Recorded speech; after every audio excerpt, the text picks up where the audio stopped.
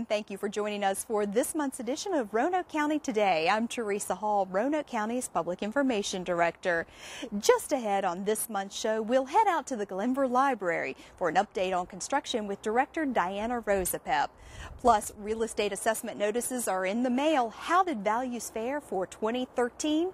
We'll have that answer and much more. Hope you'll stay with us. Participation in the recycling drop-off program in Roanoke County has been steadily increasing. With the increase comes growing pains. The following etiquette tips will help citizens receive the most benefit from the recycling program. Break down any boxes before placing them in the containers. We currently accept plastics and all types of cans. Do not place items with food residue in trailers. Fill trailers to capacity. When the recycling trailer is full, do not place items on the ground outside of the trailer. Visit another recycling trailer location. Please use the trailers properly.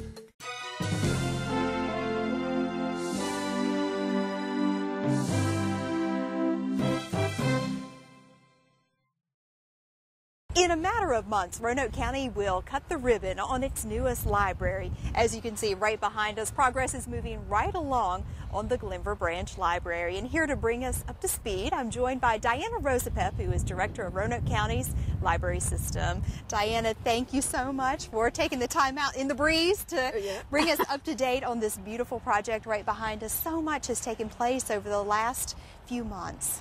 Well, a lot of changes have taken place, and like every mother everywhere, I think every stage is beautiful of my child's development, and this one especially. We're getting to the point now where you can really see the library and see what it will be like. It's taken shape. Oh, finally. Yeah. It's hard to wait for that, though. I know it's been hard for the patrons of this area and the citizens, and they ask about it all the time. So I'm glad they can finally see that progress is being made and that things are happening. Well, I'm impressed because all of the exterior walls are up and almost all of the windows now. Yes, and the windows are just beautiful. As you drive along 460 especially, you can see them, how beautiful they will be. And inside, when you're in it, the light is just gorgeous in there. I think people are going to be so amazed by the difference between the old library and the new, if they still remember the old one. Right. You kind of want to put that out of your mind almost when you see we this. I mean, yes, it's just quantum leaps. How many times the size of the old library do we have here? It's 3 times the size of the old library, and it's about 5 times more functional than the old library. Talk about that a little bit. Well, this library is going to have a lot of great technology for people to use, and it will support their technology, their iPads, their laptops, whatever they want to bring in. This library I think you've taught me modern day library is the way to go. Absolutely. Or the same, so to speak. No more book boxes, and this one is not a book box. This has books and it has activities for people, and like South County, it has wonderful spaces for people to be. I think once they see it, they're going to love it. You've always talked about the children's section, particularly. Oh, the children's section is so cute, and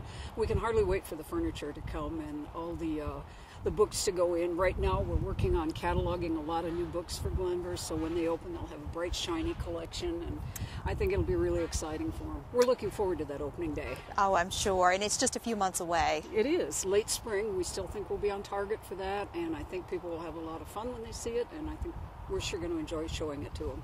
Well, we chose to do this segment outside so you could see the impressive building right behind us, but the crew, the RVTV crew, is going to go inside and get some video. Describe what people are going to see when they take a peek inside, say they should right now. I think the first thing they'll notice is, as I said, the light is wonderful, and then you're beginning to see the definition of spaces. Walls are starting to go up, or at least the framing for walls, and you can start to see where the children's area is and the teen area, and the fireplace is in. It's just not framed out, so I think when that's all in, people will be pretty excited.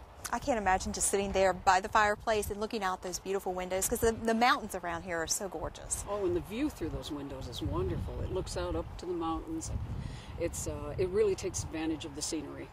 I know you're super excited, and your staff has to be as well. Right now they're working out of where? The Glenver staff. The Glenver staff is in the temporary facility at 2630 West Main Street, and it's been great to be there. It's been great to be able to maintain services, but they're really getting anxious to come over here. The excitement is really building, especially if you drive past this on a regular basis. Well, and they tell me that people come in every day saying, when will it be open? When will it be open? And they're as anxious as we are. Well, it's tempting because you see this and you know the possibilities. Sure. I'm hoping we'll we'll all be able to have a great party when it finally opens. Oh, I look forward to it. Thank you so much. This has been a great progress report, progress update, because it's been a while now, and so there's been so much to talk about. We certainly appreciate your time, Diana. Sure. Come back anytime. All right, we plan to. Okay. All right, stay with us, everyone. There's much more Roanoke County Today ahead. Roco Alert is Roanoke County's new citizen alert and warning system. In the event of a local emergency or disaster, Roanoke County will contact all landline telephones in the county's 911 database with any important information and instructions you need to know. To receive notifications from Roco Alert via email, on your cell phone or VoIP phone, you'll need to set up an online account. There's no cost for citizens to sign up, but phone usage or text charges may apply. Go to roanokecountyva.gov/RocoAlert and sign up today. Volunteer firefighters respond to all types of emergencies. Volunteer firefighters fight fires. Volunteer firefighters save lives. Do you have what it takes?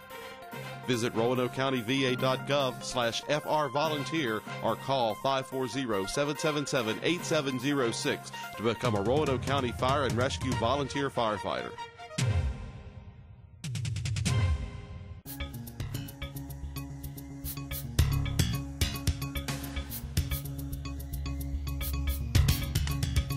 There's a new law on the books in Roanoke County governing the use of mopeds. It was approved back in December by the Roanoke County Board of Supervisors. Here to talk about the specifics regarding this change in law, I'm joined by Roanoke County Police Officer Daniel Brook.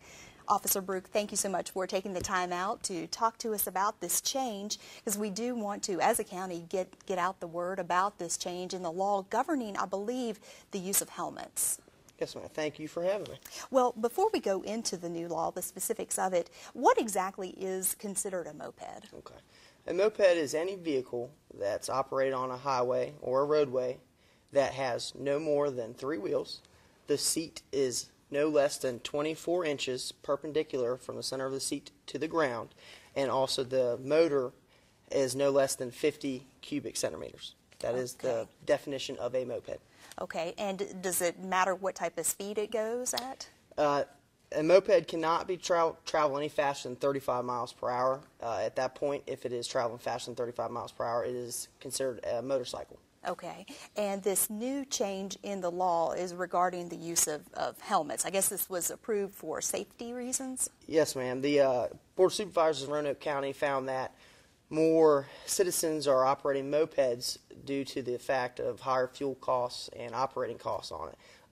They also believe this will enhance the public safety and reduce the risk of serious head injuries with the helmet.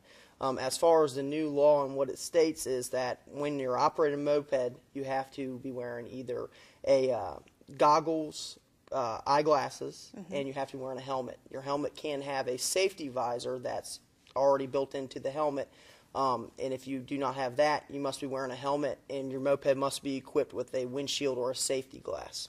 Okay, so I guess this is, are these requirements similar to what you would see for a person who is operating a motorcycle then? They're similar, yes, and ultimately it's to reduce the risk of injury, and especially head injury, since that's a major contributing factor in a lot of crashes and fatal crashes. How many mopeds or crashes have been out there? Is it an issue? I guess anytime that there's an accident, there's the risk of a head injury, which can be very serious. Right. In 2011, in Virginia, there were 422 moped crashes recorded. And out of that 422, 417 of the riders were injured. Okay, so 422 statewide, and then the majority of them were riders, and that could be the driver and the passenger included in that 417 out of the 422 total crashes. Well, that is some high statistics. Yes, then. ma'am. Okay. Well, anytime you have a head injury, it can be potentially very serious. So I can understand the basis for the change in the law then. Yes, ma'am. What about penalties for this? The penalties could be a traffic infraction. You'll have a traffic summons issued to you, and the penalty will be no more than $50. Okay. All right. And there was a lot of information that we shared with the public just now. Phone number that people should call if they have questions about whether they need to have a helmet or not? They can contact the Roanoke County non-emergency number and ask to speak with whether a traffic enforcement unit, or a regular patrol unit will be able to answer any of the questions in regards to mopeds. Okay, and that number is 540-562-3265? Yes, ma'am. All right, and so if you have any questions, call that phone number, and one of our dispatchers, 911 dispatchers, will get you in touch with one of the police officers like you, and who can help you to figure out what the new law is and what you need to know about it and how to abide by it. Yes, ma'am. All right, well, thank you very much for your time. We appreciate it. Officer Brook, thank you. Thank you. And stay with us, everyone. We'll be right back. Higher electric bills, sticker shock at the gas pump, energy can cost a ton, but it's easy to save money and give your budget a boost. Save hundreds of dollars in energy costs by doing just a little. An average household dedicates 11% of its energy budget to lighting. Using new lighting technologies can reduce energy use by 50 to 75%. One of the easiest and most cost-effective ways to cut energy bills is to replace conventional light bulbs with compact fluorescent lamps. They're more efficient and last 6 to 12 times longer. Remember, do a little, save a ton. Roanoke Valley Television RVTV Channel 3 is on Facebook. Go to www.rvtv.org and click on the Facebook icon to like RVTV3 today, your government and educational access station.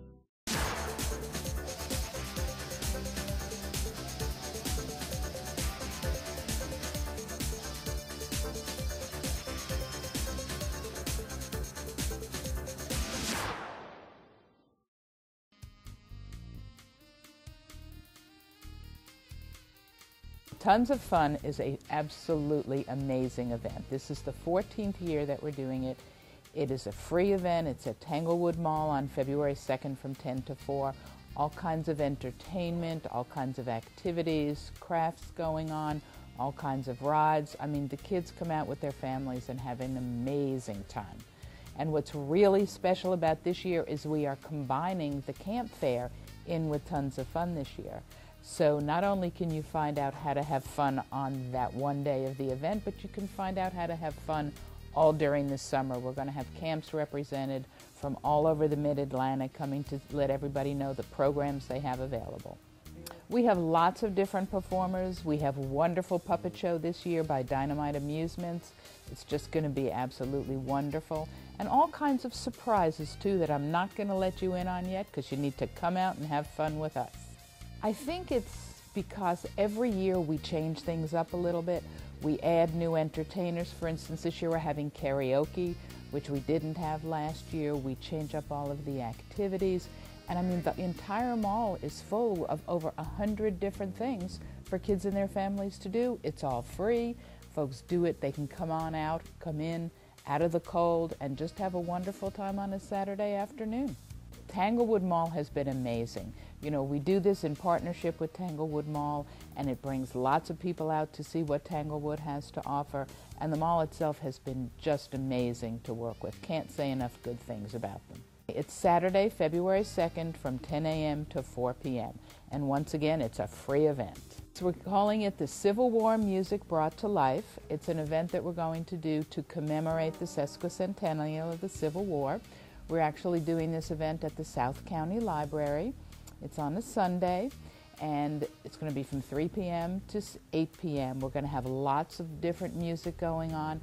We're also going to have food available, which is being hosted by the American Culinary Federation. Food's going to be superb, food from the Civil War. We're going to have dancing. We have the Shenandoah Valley Minstrels coming down to join us. We've got a classical pianist coming down to help us with the parlor music. We're going to do songs from the Underground Railroad, a lot of workshops, so folks can actually learn about the history of the music of the times and the instruments. It's going to be a very hands-on kind of afternoon. There will be a lot of music that you will be astonished to go, oh, that was here during the Civil War? And I think it's, you know, these things have stood through time and come out ahead. And I think a lot of folks will come out and recognize a lot of the music. They will also recognize a lot of the instruments. Some of the older instruments possibly had a little different basis, like made out of wood rather than out of metal. But I think people are going to be really surprised at what they're going to find. Well, they are doing a tremendous amount of research, and they're going to give us different samplings of food, for instance, the types of food that they would have eaten during the time of the war, the soldiers themselves, also during holiday celebration times, all the festive foods, so it's not just going to be hardtack. There's going to be some really fine food and some fine eating going on. So the pricing for the event will be $10 for adults if you buy them in advance before February 15th, and you don't have to get a ticket for both the food and the music. You can come do a combined ticket or just do, for either the music or the food. Also, children will be $5, but if you wait until after February 15th and buy them at the door, all tickets will be $12. The date is Saturday, February 24th from 3 p.m. to 8 p.m. at the South County Library. Certainly, they can go to our website at www.roanokecountyparks.com, or certainly they can call our office at 387-6078. Surf by the award-winning RVTV.org, the official website for Roanoke Valley Television Channel 3. The site features new content like the Media Center, where you can view selected RVTV programming. Also find RVTV's daily lineup, information on RVTV shows, a photo gallery, and even a Notify Me sign-up to keep you posted on upcoming RVTV events. It's all at RVTV.org, the official website for government and educational television in the Roanoke Valley. RVTV. Roco Alert is Roanoke County's new citizen alert and warning system. In the event of a local emergency or disaster, Roanoke County will contact all landline telephones in the county's 911 database with any important information and instructions you need to know. To receive notifications from Roco Alert via email, on your cell phone or VoIP phone, you'll need to set up an online account. There's no cost for citizens to sign up, but phone usage or text charges may apply. Go to RoanokeCountyVA.gov/Roco Alert and sign up today.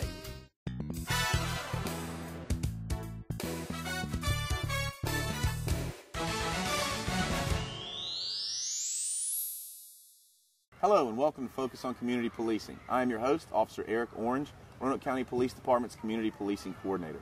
Today I have with me Officer Jason McNamara. Welcome, Officer McNamara. Thank you for having me. Officer McNamara, you would like to discuss with us today a very important topic, and that's one regarding the move-over law in the state of Virginia. Could you tell us a little bit about that law and why it's so important to you? Sure. Why it's important to us as police officers, of course, is for our own safety. What happens in most of our time in patrol, we stop a lot of cars and we're on the side of the road for accidents, for disabled vehicles and the like, and we need to solely focus our attention to that vehicle. We don't know a lot about the vehicle, the people inside, and so forth, and the last thing we need is to have our attention distracted by cars coming by us at a good rate of speed only a few feet away from us. Officer McNamara, do you have any statistics or facts that you would possibly like to share with us regarding this law, either locally or nationally for that matter? I do. Nationally, the statistics are rather staggering. Since 1999, over 150 officers have been killed by being struck by motorists passing by, and those are just the motorists, just like average citizens. They're not under the influence of any kind of narcotics, any alcohol. They're ordinary drivers that are not maliciously or intentionally trying to strike officers, but it's happening anyways, and it's just over 150 too many. Absolutely. Officer McNamara, what are some things that motorists should keep in mind, or what are some vehicles that motorists should be aware of or move over for? There are several vehicles that are applicable to this law, and they're, of course, the police vehicles. So whenever you see police vehicles with the flashing red and blue or blue lights flashing, those vehicles apply. Also, fire and EMS vehicles, military vehicles, and the now enacted law to incorporate tow trucks and VDOT vehicles as well here in the state and Commonwealth of Virginia. Okay. Now, Officer McNamara, if an individual were traveling on a multi-lane highway, it would be easy for him to move into another lane. But let's suppose, we'll use Catawba Valley for example for our local viewers. Let's suppose that someone were traveling on a two-lane roadway such as Catawba Valley, and they were to come upon an emergency vehicle or a vehicle with the flashing lights that you described. What would be your recommendation to them? The recommendation and the way it's written in the state code is that the driver is to slow their speed, and the recommended speed is by 20 miles per hour. So now they're focusing on what their vehicle is doing and the speed rather than being distracted by looking out the windshield to the scene on the side of the road. Just pass by, reduce your speed by about 20 miles per hour, and pass by at that safe speed until you're clear of the scene.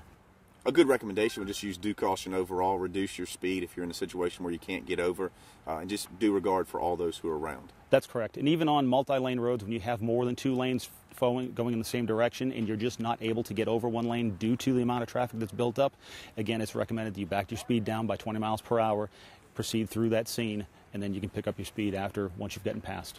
Officer McNamara, is there anything else you would like to add? Yeah, just we don't want to get the word out to the general public that are driving out there, because education is the key to this, because nationally many surveys have been done, and the results of those surveys show that 90% of the people acknowledge that roadside accidents, traffic stops, and the like are dangerous to first responders, yet 71% of those surveyed are not aware that there are move-over laws in their state. So while they acknowledge it's a problem, they're not doing anything to remedy it when they could simply slow down or move over one lane, and that would create a big relief on our end. Those are definitely staggering statistics, and thank you very much for sharing with us.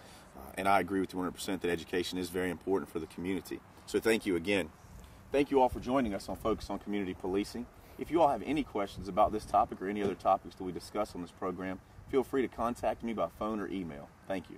Higher electric bills, sticker shock at the gas pump, energy can cost a ton, but it's easy to save money and give your budget a boost. Save hundreds of dollars in energy costs by doing just a little. As much as half of the energy used in your home goes to heating and cooling. You can save a ton by making sure your home is properly sealed and insulated against the elements. Caulk window and door frames, wiring and pipe penetrations, and anywhere air leaks. Weather strip around loose window sashes and doors. Remember, do a little, save a ton. The Town of Vinton's new website has it all. Click on the town calendar to find out what's happening every day of the week, report a concern, and make a request with Request Tracker. Stay informed with Newsflash. Pay bills online and access the Archive Center for meeting minutes, agendas, and budgets. Keep in touch with Vinton with one click on Facebook, YouTube, and Twitter, right from the homepage, and much more. VintonVA.gov is your connection to the Town of Vinton.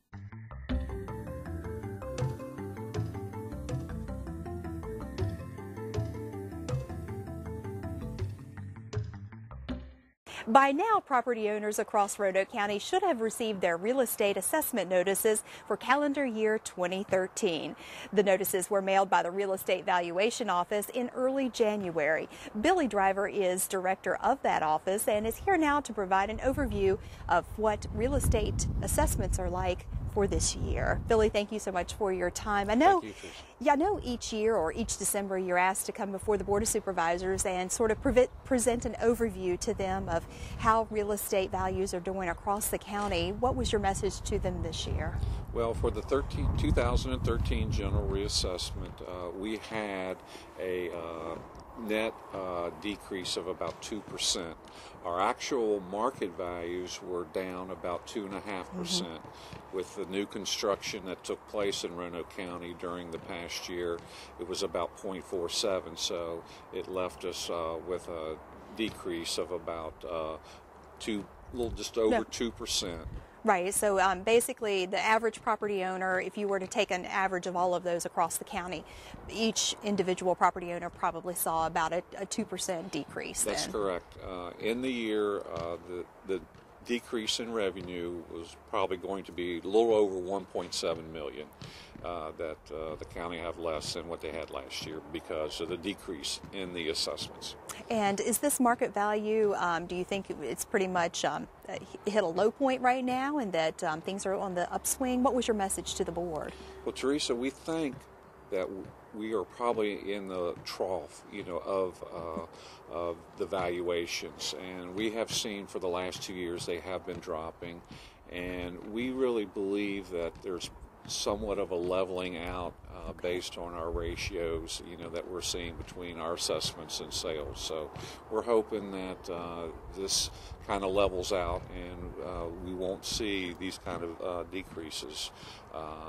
So we're hoping that the market is recovering and that we could look for some better times. I think a lot of people are hoping that as well, including the board members. In terms of questions that the public may have because they say they've received their notice in the mail and have questions about it, is the first step to contact your office and actually just have a conversation with one of your staff people? Yes, and you can call our office, today. Our number is 772-2035 extension 0, and you would be able to talk with the appraiser who actually did the appraisal, on your property. At that time, they would talk about sales, characteristics of your home, things that pertain to the, to attaining an appraisal or market value, on your home. Okay, and what is the second step? Say you're not able to resolve the matter. What I know it's very important for your office and for county administration to let people know that there are various ways to different avenues to explore, different people to talk to. Right. As you mentioned, you can call our office. You can also call our office to set up an appointment, what we call as an informal appeal. And they start in January 22nd, and run through January 30th. At that time, we have a Saturday date. Allows people who are working a chance to come in from 8:30 to 12. That's good to know. And we also have a evening date that it goes to about 7:30 for those people who would like to come in after they work. So those are two things that we like to make sure everyone understands, and we do. And then next step. The next step would be after we have heard your appeal, then we would send you a notice as deciding what we have done with the valuation. And at that time, if you're still not satisfied, you may make an appointment with the Board of Equalization. Okay. Now, the Board of Equalization's 5 citizens that are appointed by the circuit court judges to hear appeals, about your property value. And those appointments begin on May 1st, August 1st, and November 5th. Okay. All right. And I know all of this information is out on your website? It sure is. And if you would go to the website, the Roanoke County website, and click on Real Estate Valuation, it has a calendar, lists all the dates of the informal appeals, of the Board of Equalization, and times for all those. And phone number and all. Okay. All right. And just in wrapping up this segment, I wanted to take just a couple of minutes, or actually probably less than that. I don't think we have much more, to talk about a couple of, I think it's things that you always mention to the board, and that's real estate, tax relief for the elderly, and a specific program for the military as well. Yes, there is a tax relief for the elderly and disabled, and you may contact the Commissioner of Revenue's office, or you may contact, look at their website, about information that pertains to that. And basically, if you make less than $65,000 a year and you have net assets, which excludes your 1 acre and your home site of less than $200,000, you could qualify to have your taxes frozen.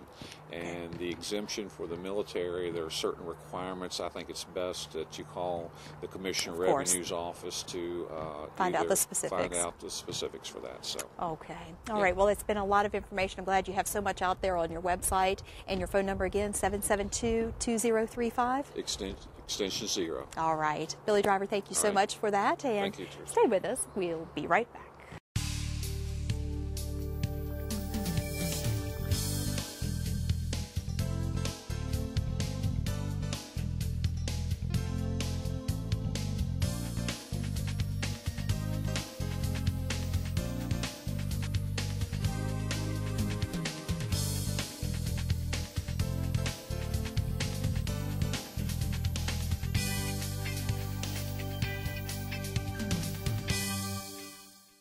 Participation in the recycling drop-off program in Roanoke County has been steadily increasing. With the increase comes growing pains. The following etiquette tips will help citizens receive the most benefit from the recycling program. Break down any boxes before placing them in the containers. We currently accept plastics and all types of cans. Do not place items with food residue in trailers. Fill trailers to capacity. When the recycling trailer is full, do not place items on the ground outside of the trailer. Visit another recycling trailer location. Please use the trailers properly.